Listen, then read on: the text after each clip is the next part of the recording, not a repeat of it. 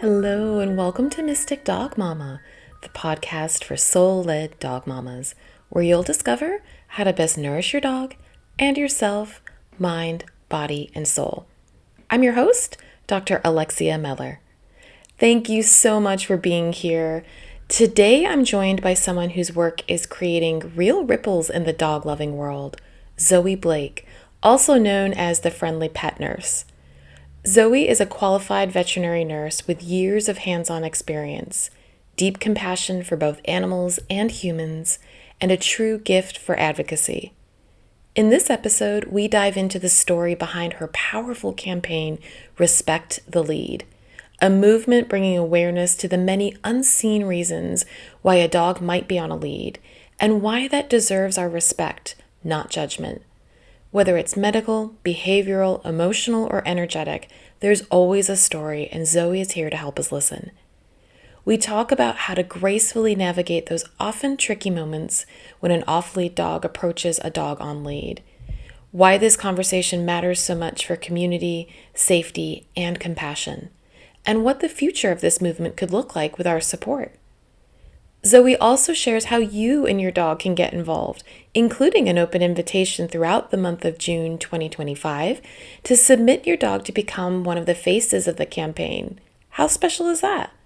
So if you've ever felt unseen or misunderstood on your walks, or if you want to be part of a more respectful and heart-centered dog culture, this episode is for you.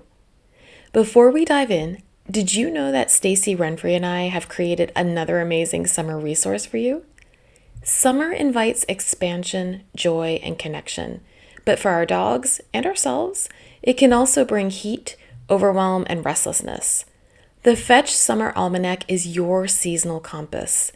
Rooted in traditional Chinese medicine and created through the lens of dog guardian connection, this guide offers cooling foods, daily rituals, heart-centered practices, and space to reflect, so both you and your dog can move through summer with more ease, rhythm, and presence. This isn't a how-to for doing more. It's a gentle invitation to do less, but with more intention, more listening, more softness, and more joy. It's now available as a downloadable PDF, the first in our new seasonal living series. Buy your copy and begin your solstice-aligned journey today. The investment is only £7, and it's available on our online shop at learnfetch.com. I've left the link in our show notes. Okay, let's walk into this episode with open hearts, deep presence, and a whole lot of love for our dogs and for each other. On that note, let's go. Hi, Zoe. Thank you so much for joining me on the Mystic Dog Mama podcast today. I'm really excited to chat with you today. Hi, Alexia. Thank you so much for inviting me on today. Oh, it's my pleasure. And it's funny, we met through, again, it's funny how like your dogs open different doorways for you. I was hanging out with Stacy in Horsham and desperately needed some support with cutting Lucky's nails because he's just a little tyrant and really will not let me do it. And you were such an angel and came around and helped at least with his back once.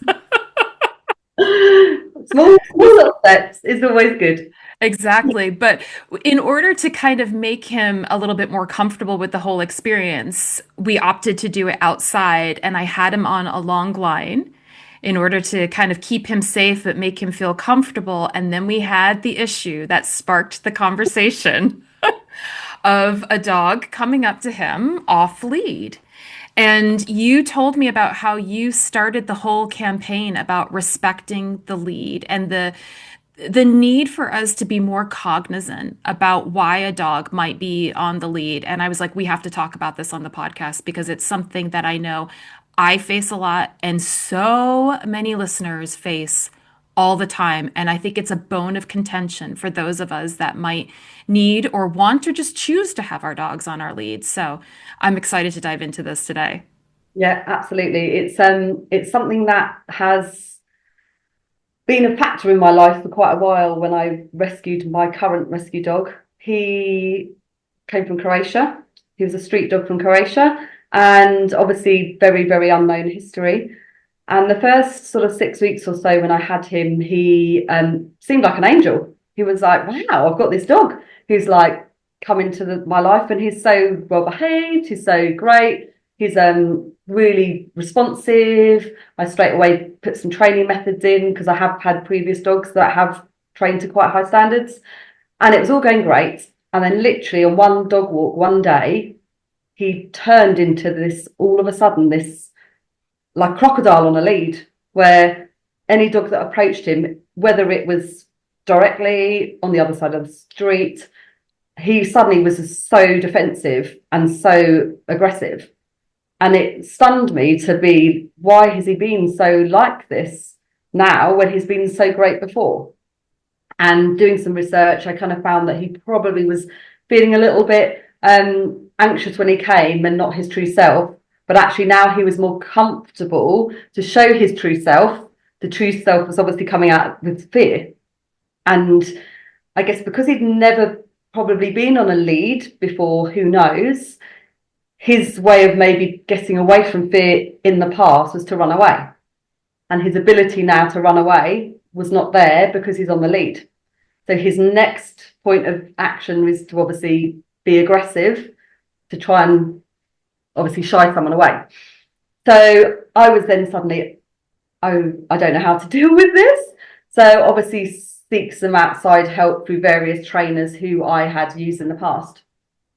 And it took a lot of repetition, a lot of training, and I'm talking months, maybe even going into a couple of years of consistency, repetition, reward. And to start with, it was difficult because he was so anxious, going out with really high value reward treats. He would not even, you put them in front of him and he was beyond wanting to take them. So it was a very long learning curve of him. Well, how can I use these treats to distract him when he won't even take the treats because he's so obsessed with what's coming ahead of him? And obviously what I found were a lot of people that had off-lead dogs especially would allow their dogs to race up. And of course, I'd be trying to say, oh no, please keep your dog away. Or to be honest, I would try and avoid it. And I had to be so hyper vigilant on the walk of thinking, right, dog in the distance, let's deviate off the path that way. Okay, let's turn around. I tried not to turn around actually, but sometimes you have to. Or I'd really push out the side. So there wasn't the direct approach from each other. Obviously tips I'd been getting along the way, just bananaing off the path slightly. And slowly he would then start to take the treats. And so it made the job easier. However, we would find we'd reaching momentum and we were reaching quite good. And then a situation would occur when a dog off lead would come racing up. And always the owners were either had no recall or the fact that their dog was happy and calm and not aggressive meant that the situation was probably going to be okay.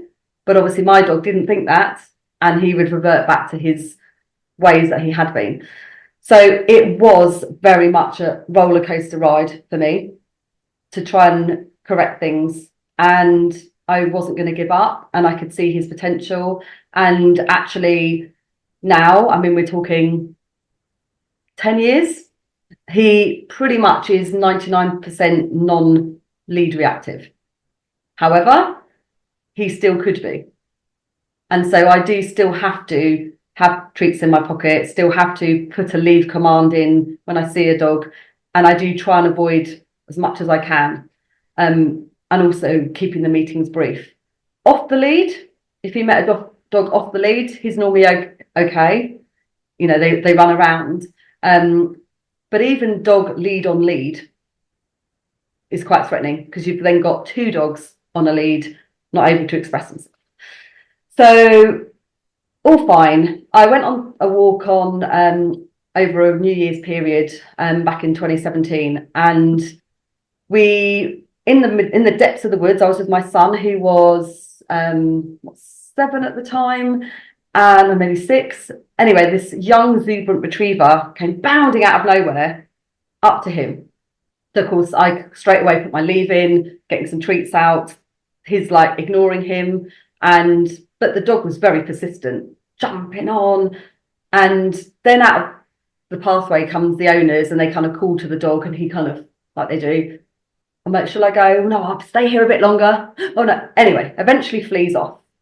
And I actually said to my son, well, that's an accident waiting to happen, because that dog really had no boundaries. The owners had no control, weren't even aware of what the dog was doing.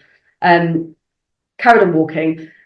About 10 minutes later, we were getting towards the end of the walk, and the woodland turns into a big clearing, and there was lots of picnics and families.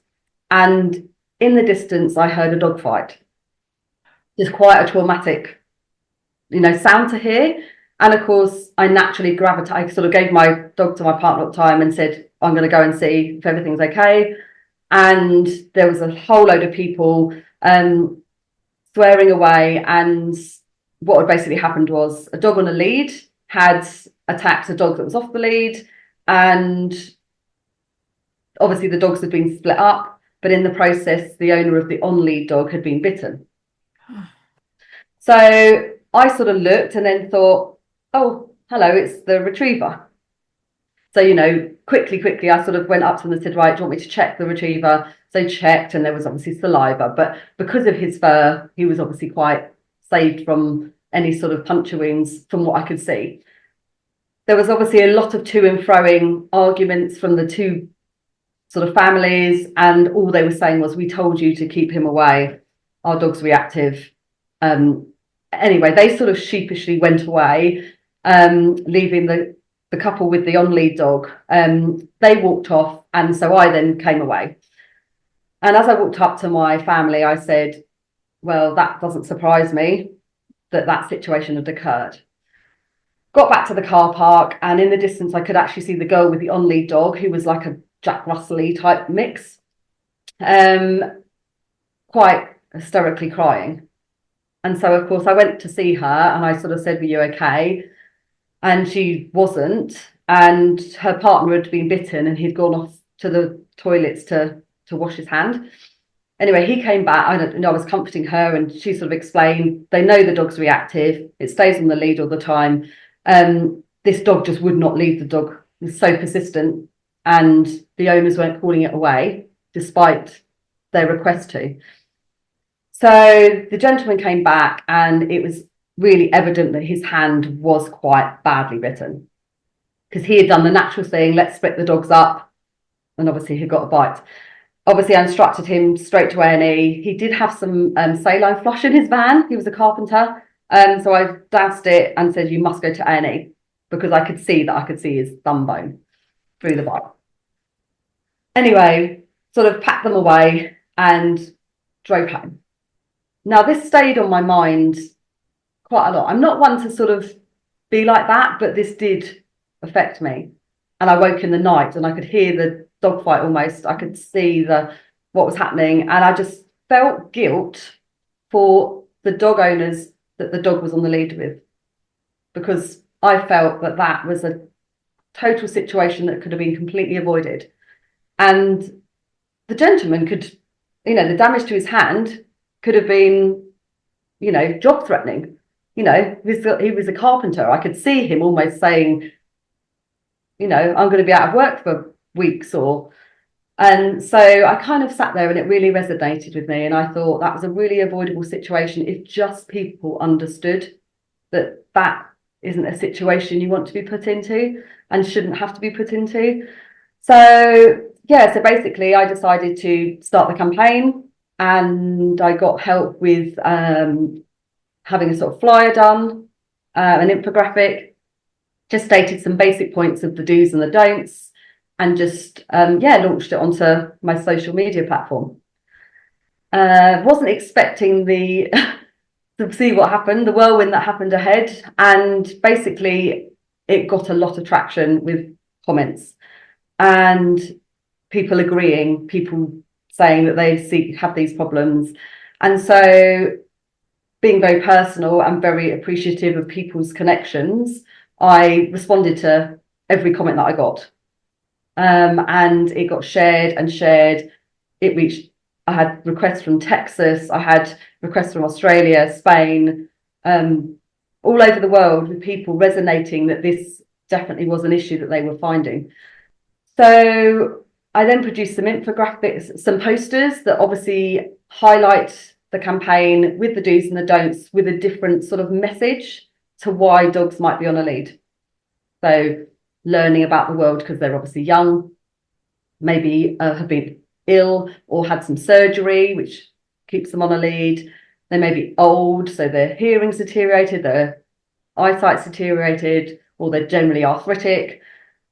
They're just not good off a lead, or they react with other dogs. So just to make people realise that if the dog is on the lead, you should really be mindful of how you and your dog is approaching the dog on the lead.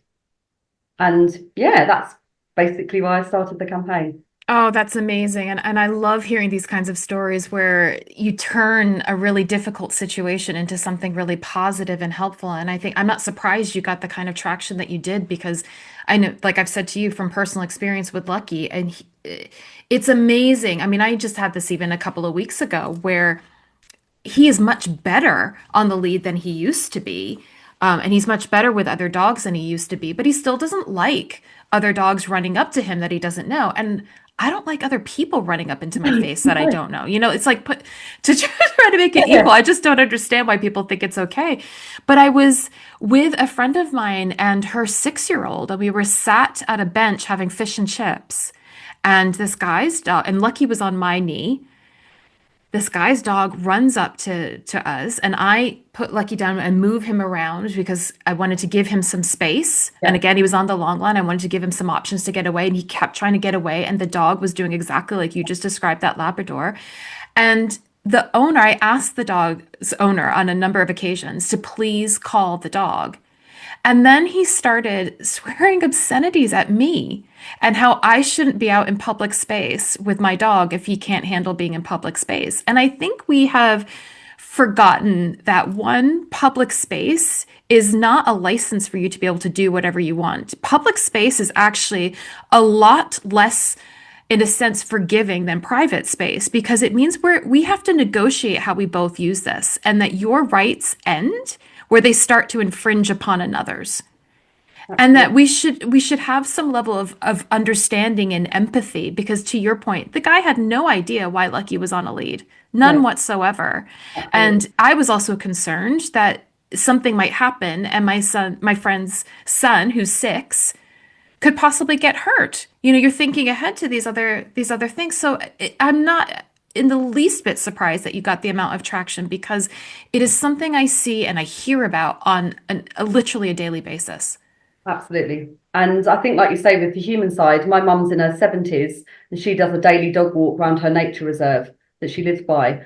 And she said the amount of dogs that come bounding over to her, jumping up at her, and the owners is like, oh, sorry. I mean, that could easily make my mum fall over. Yeah. And yeah, I just think just people just generally, I think because I think there definitely is a taboo about because somebody's dog's friendly, that makes it acceptable, but it doesn't, obviously in my mind, because we do have to be conscientious and respectful of everyone.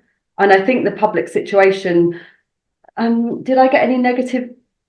I don't think I got too much negative feedback from the campaign, to be honest, but a few people did have there should be areas where or keep away from areas where you know you might come into contact with on off-lead dogs. So don't walk there. That seemed to be the bone of contention. But I mean, on my local dog walks, I could be walking up the side on a footpath next to a playing field, just walking up the path. And then the dogs on the playing fields where they're all having a chat, not really knowing where their dogs are, the dogs come bounding over. And I'm kind of like, well, my dog's actually not even on the grass away from it all. Yet then that's, well, it's public space, but I'm not really in your space. I'm minding my own business. So, you know, it can happen anywhere. And yes, it's nice that we've got these dog safe walking fields, you know, where dogs can at least get let off the lead and be safe. Absolutely. But they cost money. And, you know, we haven't got the money to be spending on those sort of areas to keep our dogs safe. But the dogs do need to have more exposure to different environments, going to the beach, going into woodland. They need to be exploring and habituating with everything. But I think it's just learning. And I think that since COVID, and I hate using that type of terminology, but there's a lot more dog owners out there who potentially maybe pre-COVID maybe wouldn't even have considered having a dog. And I know certainly with my nursing, which I've been doing over 3 decades now, the dog owner that we would have in the first couple of decades were, you grew up with dogs in your family household, and then when you became adult, you got a dog too, probably the same breed, because you kept it in the family. But you grew up with dogs, you kind of knew what it involved, you knew the training, you knew everything. And so, it sort of made you a good stead to be a dog owner. But now I think you might not have grown up with dogs, you might not have that knowledge. And so you get a dog, maybe not research the breed of dog to know what its needs are and, what the dog's bred for. And then all of a sudden, then you haven't done training, or you might have done a 6-week puppy course and then got the certificate and think that's the end. You've got a trained dog. They get to the adolescent phase where they're like, and then if you don't then proceed with that, and the repetition and the repetition and the repetition, and I can't always stress that enough to people, you've then got your 18-year-old equivalent human dog that doesn't really have any boundaries anymore. And I think if you look at the statistics of shelters, what the age of the dogs are in them, they often are that 10-month bracket, 10 months to 15 months, where the owners have suddenly gone, whoa, wasn't expecting that, didn't sign up for that, and therefore then relinquish them. When the dogs have actually just been going through a normal phase of behaviour and development, and we just needed to work alongside that.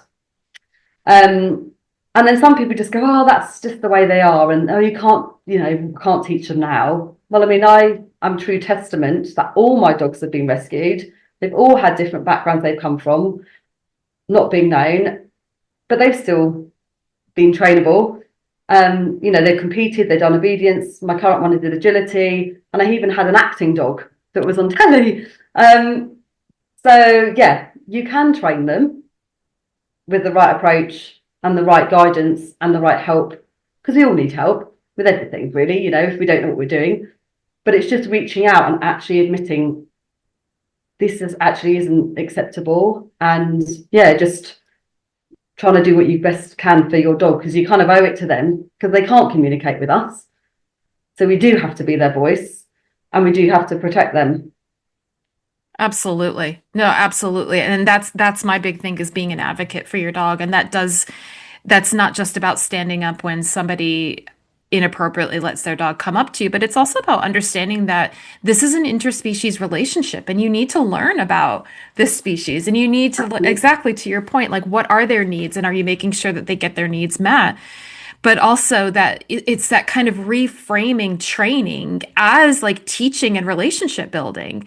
And so embedding a sense of curiosity in there as well, with how do we work together, and how do I best help my dog to navigate what it means to be in a human world. But I think that that's required of all of us. And I think one of the things, I mean, I was sort of alluding to this when I was describing the situation of the guy coming up and screaming obscenities at me, which happens literally every time. I mean, it's shocking how people feel like it's you asking them to please call their dog literally off of your dog or off of you, right? Like like you don't have the rights for that, right? That they take license to just scream obscenities at you.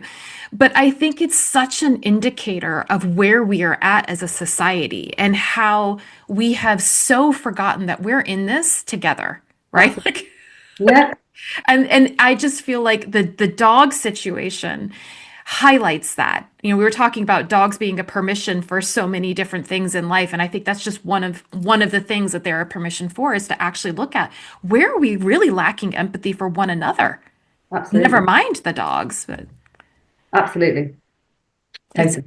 You know, it's a tough thing. But I wanted to ask you as well in terms of the campaign, how can people get involved with this? Because I think a campaign is something we were talking before we started recording too about when you have a passion like this, how you get stuff out there and you're one person and Absolutely. you can't do it all on your own. No. How can people get involved with the campaign and spread the message? And are you doing like educational components of it or what? How do we get this to the general public? Okay, so I do have a website, www.respectthelead.com, which is just a web page that has some, some about why I started the campaign briefly, but it has some downloadable resources for posters. So people can download them. It's got a nice picture, it's got a slogan, it's got the do's and don'ts. So people can have free access to them to deposit them how they would want to display. I mean, I've got lots of local places around that will circulate them on their notice boards. A lot of the local parks do. I've got a big stretch of canal in the Birmingham area that asked if they could put the posters up, so they've got them up there. I also was approached last year by a council in Wales who wanted to, they're very big on their community, and they wanted to use the campaign on their banners, in their sort of on their beaches and in their parks. So people can just download them as much as they want. I am in the process at the moment, actually, of I have a competition running to be the face of the campaign. So yeah, people can just obviously hashtag respect the lead or tag on Instagram, Facebook, and I'm just going to try and get some real dogs of owners to go onto the posters. So there is that at the moment to try and make it much more organic rather than obviously photoshops. So yeah, so that's running. I've spoken on a breakfast radio station before, but yeah, I'm more than happy to sort of talk to people, come and do talks for people to why it's important, but just just spreading the word with right from puppy training to anything to do with dogs, really. Anyone that's got anything to do with dogs can be championing the campaign to make people realize what's going on. And obviously being invited to your lovely podcast obviously is helpful. So yeah, just spreading the word, really. And like you say, it's the way that we approach it, and like you said, with people communicating, we shouldn't feel fearful or bad that we're telling somebody can you not do that, please? It should just be, and I think maybe people just don't understand the simple fact of the why. It's not because we're being awkward or we're being snooty to our dog, or it's about the dog being on the lead. It just can't get away from any danger. And I think you have to almost spin it and think, okay, right, so say we were walking down the street and I don't know, there was some people approaching us that we were felt a bit uncomfortable about. And we were holding each other's hands and couldn't let each other go. And you think, no, we've just got to go. We've just got to just see what happens. We would be really fearful of that. And our stress hormone would be raging. But if we had the ability that we could maybe run away or deviate away if we could, then I expect we probably would, but not forced to stay there. Right. And obviously being on the lead to the dog, it's thinking, well, I can't get away and this threatful behaviour is coming towards me. So my only option is to probably speak out with becoming as aggressive. And I know from my situation at the start is I was highly embarrassed. I was highly oh my God, he's not like this. I'd find I'd be making excuses for his behaviour. Oh, I'm really sorry, he's not that sort of dog. I don't know why he's doing it. Until obviously I could educate myself enough to realise why he was doing it. And, it's nothing to be ashamed about. And we just need to use, what we can and the help that's out there to try and help these dogs. Because what a lot of people then start doing is not walking their dog.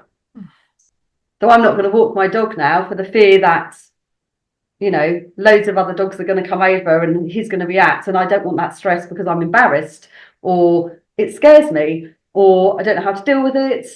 And and then you've then got a dog that's, like we've said, its needs aren't met, it's not really going out, just maybe potters in the garden, which isn't any life, really. Right.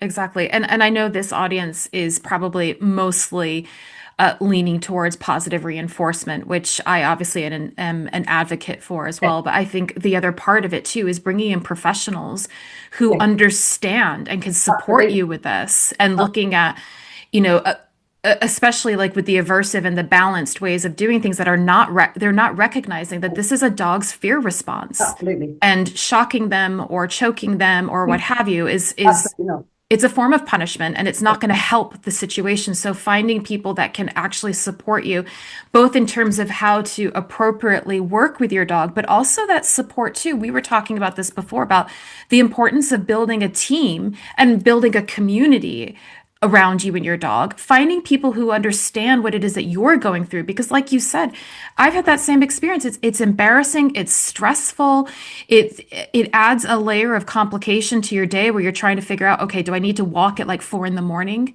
because I'm not going to run into somebody? Like these are real things that people are having to deal with, and it complicates your life, and it doesn't have to. No. It doesn't have to. There is support out there. I mean, with all the knowledge that I had obtained pre my current dog, I could have quite easily gone, oh, it's fine. I've trained dogs before. I'll be fine. But as soon as I got him, I straight away was going to the classes. I knew it all. I've done this course so many times, but no, I'm going to do it again. I'm going to do it with him. He's a totally different dog, different personality traits, different reactions. And then when I sort of had done the classes, because then that can often be different. So you go to the classes and they get used to going to the classes. They know the 8 dogs there. It's the same every week. They get to know the trainer. They get to know the hall. And you think that's okay. But then when you then go out into the wide world and all that training that you've done, they've got distraction now. Oh, they don't seem to be listening as well. So the training has to be put in all different scenarios. And so I then found that I think I mentioned previously, I got 3 different trainers, who all had their all very positive reinforcement, and they all had their own ideas about what they felt from their own experiences helped. And so I then had to find what helped for my dog. Mm-hmm. And so I molded different suggestions and different training methods and different exercises from the different behavior, trainers, and it's what worked for him. Right. But no size fits all. Right. So, and I think if you went to someone and you had a trainer and you didn't quite, we're not going to get on with everybody, or we're not going to, like someone's methods or thinkings or mannerisms. But if you go to one and think that shouldn't put you off to go, oh no, dog training, no, they're all. Because you might find that, and like you say, it's having the people around you that you believe in. So if I was to get another dog tomorrow, I know the people I'd go to, because I trust their methods, I trust their approach, they're lovely and calm, and that's who I'd go to. But people definitely shouldn't shy away from seeking that help from one negative experience maybe, or it didn't work, we haven't got any further forward because the training methods didn't work. Someone else might have a totally different mindset, totally different experiences, more sympathetic to the needs that you've got individually, and can help. Exactly. Exactly. Or they might say it in a way that it finally clicks for you. Absolutely. Visual. I mean, I know with my son who's 12 now, he's definitely a visual learner rather than a textbook written learner. And obviously that's the way that he, and like you said, is explaining. I'm actually a cat behaviourist, and I find that it is often about just explaining it in a way that someone goes, didn't actually see it in that way, didn't actually realise that. And then it just makes it all make sense. And I am a sort of, within my line of work, I am a believer of trying to explain things so people understand why. So it's all very well saying, oh, you need to do this and you need to do that, and here we go.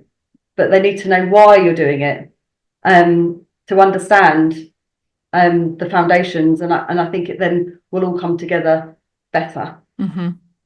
So not just saying, respect the lead. I think the other way the campaign's sometimes misinterpreted is I've said dogs should be kept on a lead. And I'm not saying that at all. The campaign isn't about that.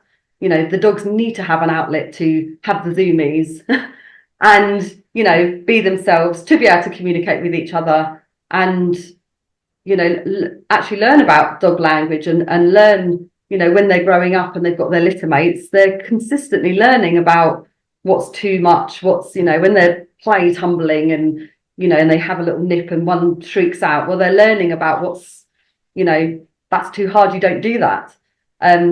So obviously they do need to learn, but it needs to be in a controlled way. So actually having loads of off-lead dogs just like free for all, that can be bad if you're not looking at the body language and seeing that one's maybe being pursued and isn't really liking it and is pulling away and trying to hide, but it's being pursued and it's all like fun. It's just people being just a bit more insightful of everything. Yeah.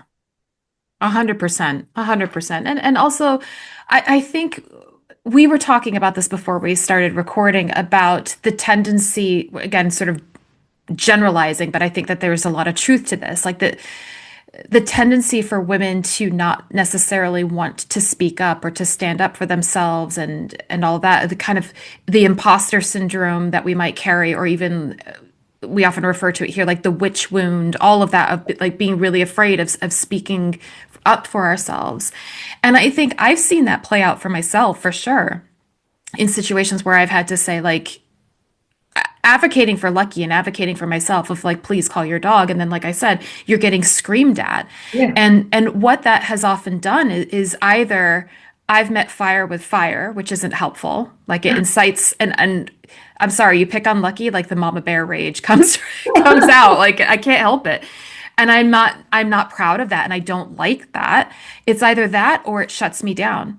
And I think a lot of people experience that. And I wondered if you have either had any experiences yourself or heard of examples from other people of helpful ways to actually in that moment counter or to sort of like interrupt that kind of experience so that you leave feeling empowered. You feel like, so you're not doing what I often do after I've left the situation. You're replaying it in your head, like what you should have said and all that. Because I think that's another part of the trauma of this whole thing. So I'm wondering if you have any advice for people on different ways that you've found to kind of get out of that situation safely. So that's the first thing, is making sure that everyone is safe, but also so that you feel like you actually have honored yourself and honored your dog.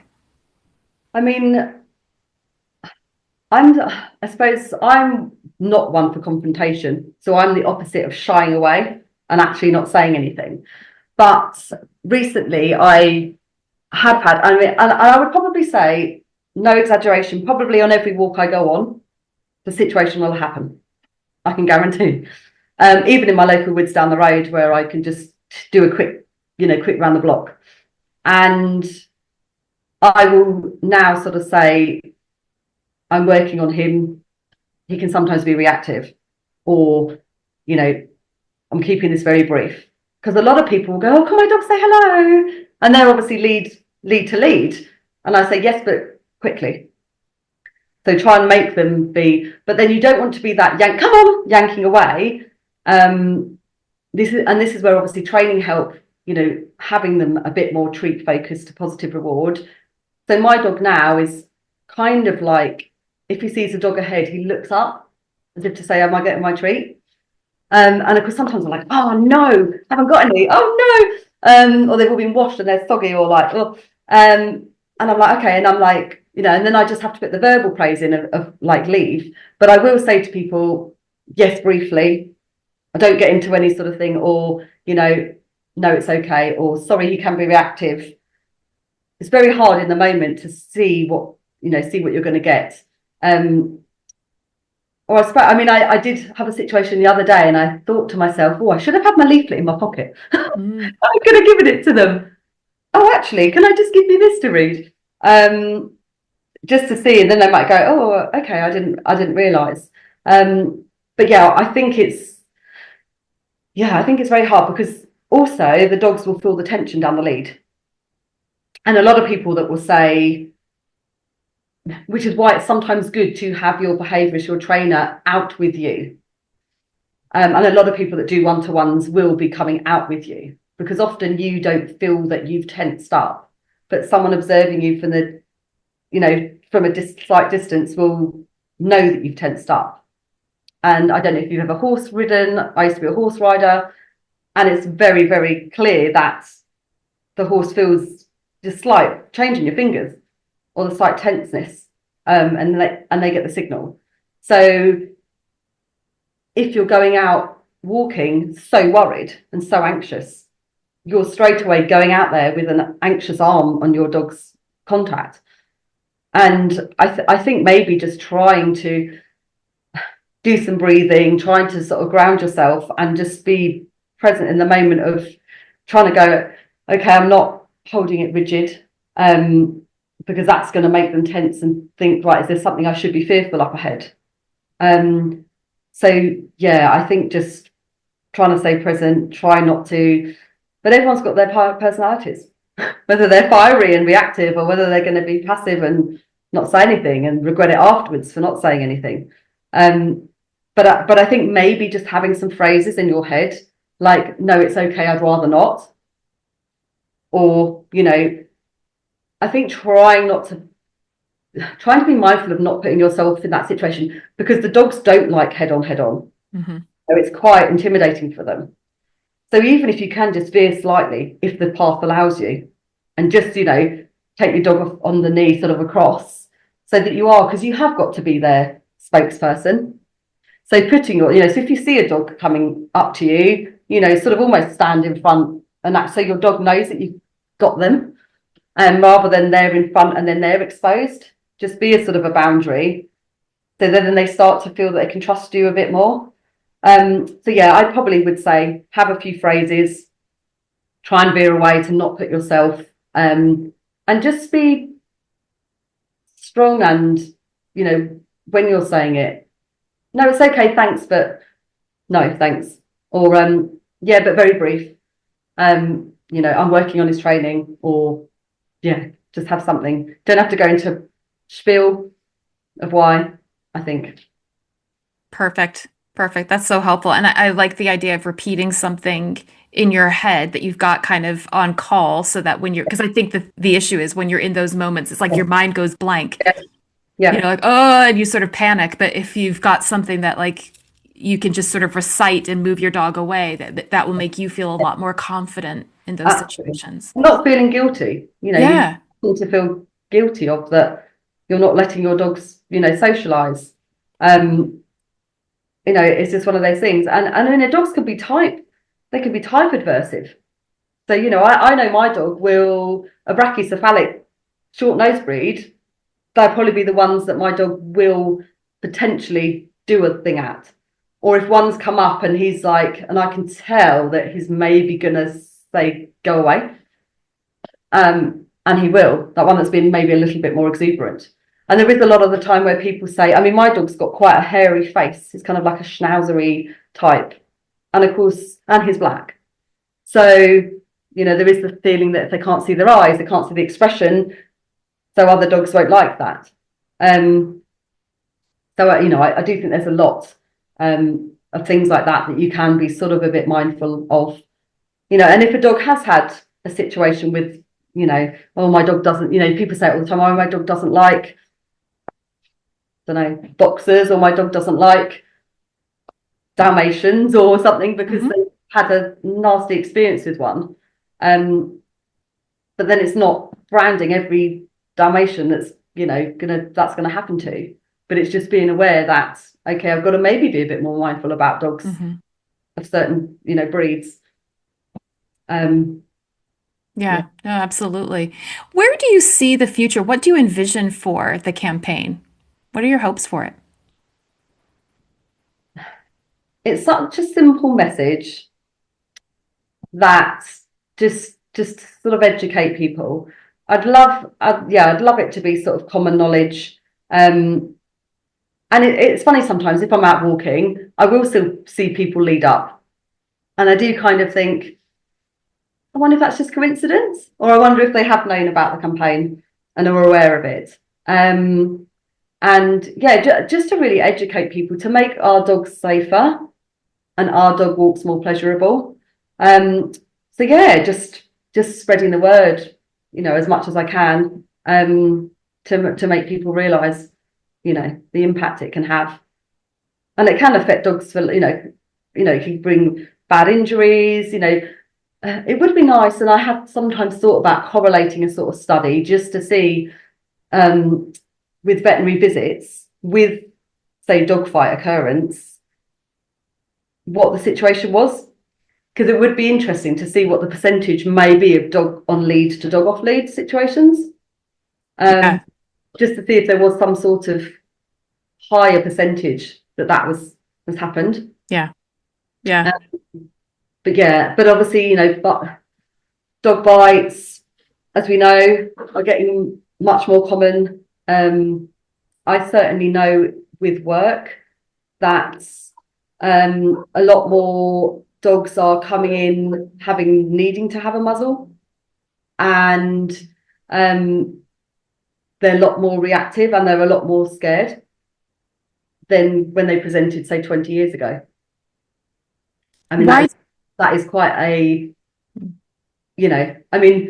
probably way back then, maybe the dogs that would get muzzled would maybe be the stereotypical, like your German Shepherd, your Jack Russell, your Collie. They'd be the ones that would come in, and then, the owners say, well, you might need to muzzle him. But now, unfortunately, it is a lot of the crossbreeds. It's a lot of, and I can go into the kennel room and literally every cage has got a muzzle on it, because the dogs are unpredictable, or the dogs don't, which is bad. There's, what is the reasoning now behind all these dogs? Are they COVID dogs? Are they dogs that were obviously unsocialized, habituated during that time frame? That is one thing that, well, a tangent is slightly concerning. Well, it's all connected. And actually, this is too where I'm an advocate for taking a truly holistic approach to how you're thinking about your dog. Because when I was talking to Dr. Carol Hughes on the podcast, who is arguably the preeminent canine microbiome researcher, she's been collecting samples of dogs' microbiomes for like 20 years. Wow. And she saw a distinct shift happen during the COVID period. And she's got a few theories about that. And one would be the fact that we were using all these hand sanitizers and sanitizing everything, etc. And so that was impacting our microbiome, was impacting theirs as well. But I would say as well that I think part of the issue is, the body holds the score when it comes to trauma and fear. And we are in a very fearful state, and we certainly were during the COVID period as well. And our dogs will have been picking up on that. Absolutely. And so I think, again, it's putting all of these puzzle pieces together, but it asks us to have greater empathy for them and empathy for one another, in how recognizing we're all going through a really difficult time. Absolutely. And that's also true when we run into somebody and they're screaming at us, like having compassion for, like, there's a reason too, like they're on edge too. So it's having compassion for both sides. Absolutely. Of that kind of experience. Yeah. And I think as well, I know from myself, and I've been trying to work on it recently, and I've had some amazing therapy that I think's really helped, in that my life is on a stopwatch. I mean, I've got so much. I'm a single mum. I work pretty much full time as a veterinary nurse. I've got my business. I'm doing it, and even from getting home, I'll get dinner on. And I literally was living in a high paced. And as I say, I've had some treatment, and the one positive aspect I've found from the treatment is I really found that whether my cortisol's dropped, the stress hormones dropped, but I really find now that I'm not as, I wouldn't say I was scatty, because I'm not, but I wouldn't say I'm living that sort of fast-paced life that I was. Mm. And I don't know whether that contributes as well to our societies. Everyone's busy, and then the dog's in a busy life, and then people come and go in and this and that. Oh, can you take the dog out for a walk quick? And like you say, you're out for a walk, you're having a nice relaxing time, and then the gentleman's probably fitting it in his 10-minute window that he's got, and then he doesn't, and he's not really meaning what he's saying to you or how he's reacting, and everyone's just like rush, rush, rush, rush. I know I rescued my ex-partner wanted a working Cocker Spaniel, and when we lost the 2 previous dogs, and I was kind of like, are you sure? They're quite highly strung, and they need quite a lot. And he said, no, because he was a mountain biker and he loved that idea of like zooming down the trails with the dog. And we rescued one who was 9 months. And sadly, it still hadn't really had much training in the adolescent phase, of course. And he was still nipping. And my son was toddler at the time. And so, yes, being very mindful of his approach to him, but, he might just touch his back and he would be trying to nip. But he was up on the window ledges, up on the kitchen table. He was, and yes, he was on a walk. He had the fabulous recall. I mean, I was like, wow, 10-month-old dog with this recall. That's amazing. But he was just too much. We had 3 cats. And speaking to my trusted team that I could approach, we kind of came to the conclusion that busy dog mind in a busy house wasn't right. So, at the sort of end of the 6 weeks sort of trial period, we had to go, do you know what? No, this isn't right for him to be in this environment. And he then did actually go on to I think like a retired couple that lived by the seaside. And, they didn't have anything else in the house. They could devote their time, and they could, he could be on the beach. So, yeah, I think it all worked well. But, it just goes to show it is a holistic approach of everything, and I know, and I know how much you do with nutrition. And I know definitely with my dog, the current dog, his food definitely impacted his behaviour. And I actually spoke to someone quite early on, and he was a behaviourist. And when I filled out my questionnaire, one of his first questions was, what does the dog eat? And so I was telling him, and he wrote back to me and said, right, the first thing I want you to do is make some changes here, made some suggestions. So I thought, okay. And no word of a lie, I started to see him being a bit calmer in his reactivity, in his demeanour. He was quite sort of around the house like something, and he was quite like this all the time.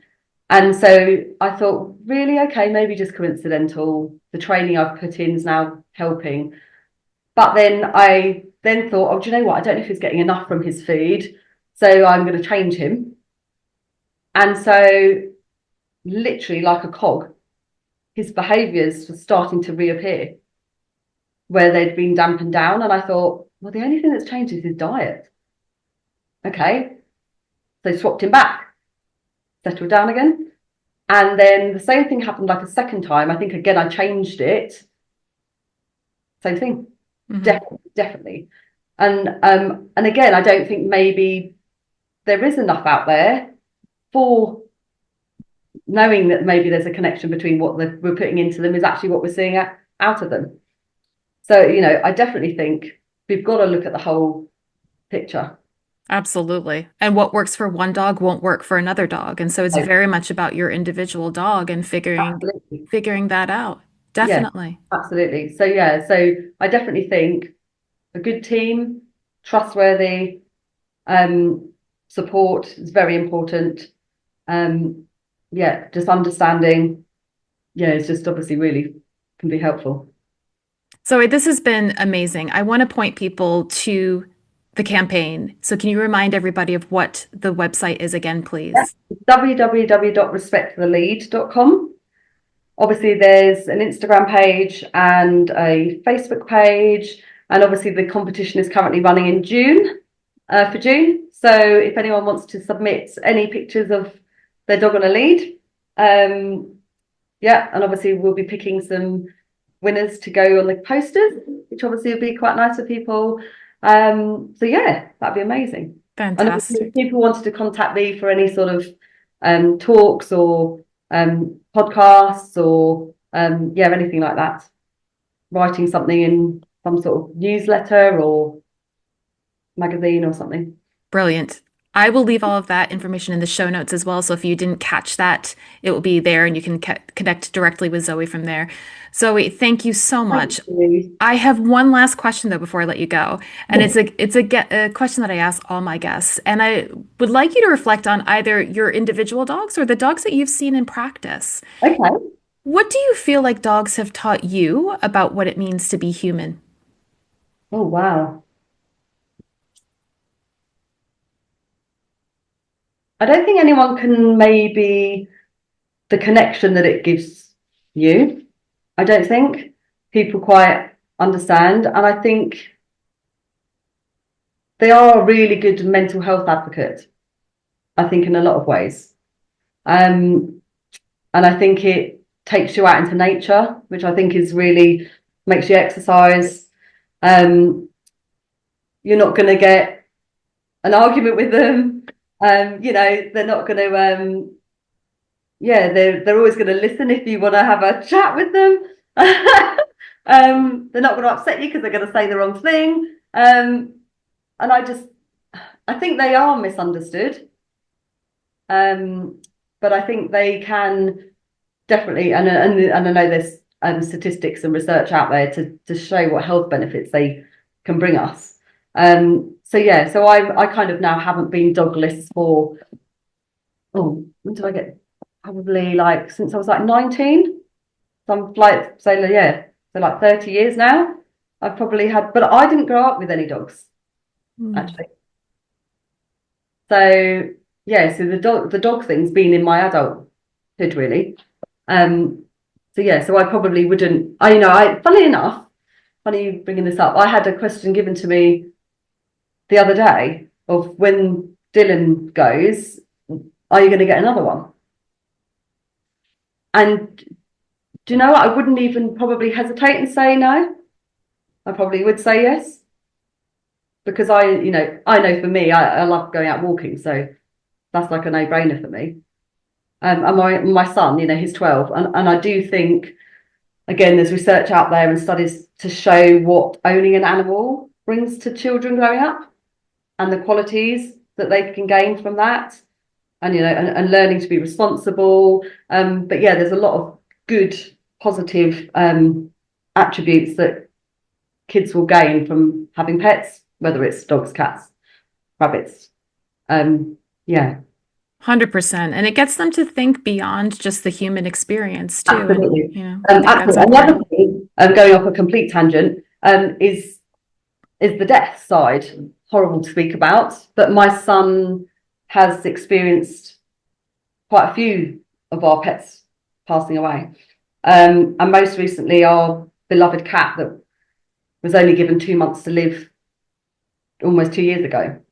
And he was bitterly upset when she left. But I've never kind of shied away from the death side. And he's kind of felt that he knows that death's like the end.